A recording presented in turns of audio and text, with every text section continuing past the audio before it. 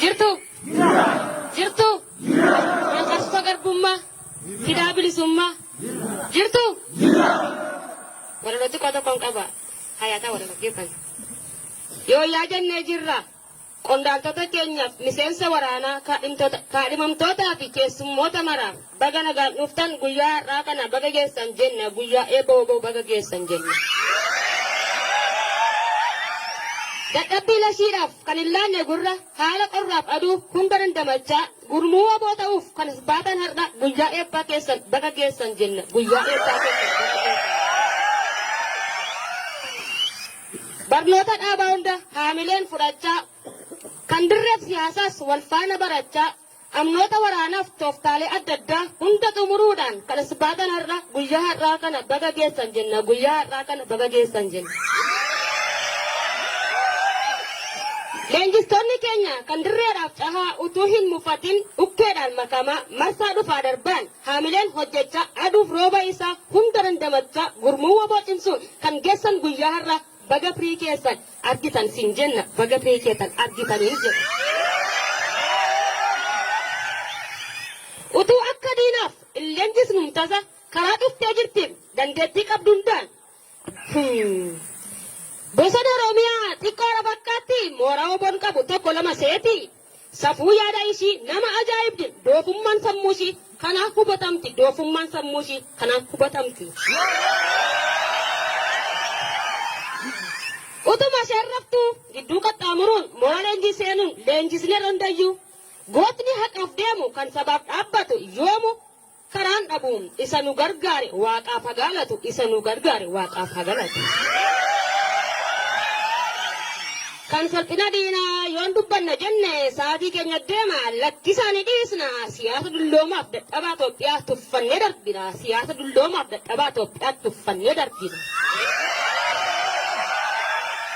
Egaa eebbifamtoonni keenyaaf dhaamsa xiqqoon qaba asina dhaggeeffadha waan barattan mara hojiin agarsiisa amaloota fafee irraa of fageessa barruulee dhaabaa hunda isa warraaqummaa kan barattan maraan cuuphaa of mul'isa maqaa dhaabaa tiksuuf of duuban jedhina hanga wareegamaatti amanamaa ta'a hanga wareegamaatti amanamaa ta'a.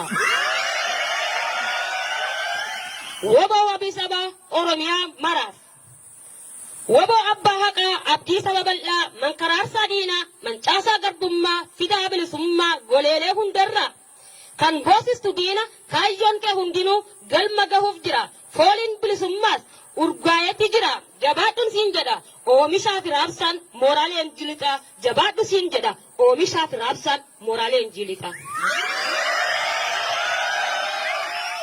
Yaa uummata keenya biyya keessaa qalaa kan jirtan bakka hundaa fincila garbummaa xumura gochuudhaaf galma bilisummaa keessa boqochuudhaaf ka'aa wal kakaasaa kan rafe dammaqsa warraaqsi sinumaan galma ga'uu badhaa kan rafe dammaqsa warraaqsi sinumaan galma ga'uu badhaa.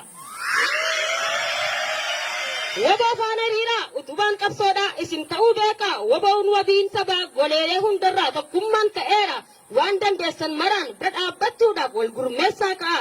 Ibsa dhaabni baasu faana bu'aa hordofaa hojiif of qopheessa galma bilisummaatti waltaanee ol seenna galma bilisummaatti waltaanee ol seenna. Walabummaa sabaaf woboon abdiidhaa jiraatirreen saba.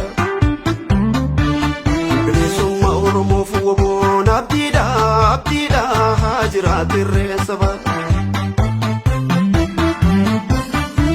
Diinni keenya duruu dhugaanuuf hin hiru injirannoon jedhu badii keenya fedhu. Diinni keenya duruu dhugaanuuf hin hiru injirannoon jedhu badii keenya fedhu. Taasa nuti hin bannu hanga sobduun baddu taasa nuti hin bannu hanga dhugaa argannu. Taasa nuti hin bannu hanga sobduun baddu taasa nuti hin bannu. Otoo dhugaa qabnu taasa nuti hin bannu walabummaa sabaa.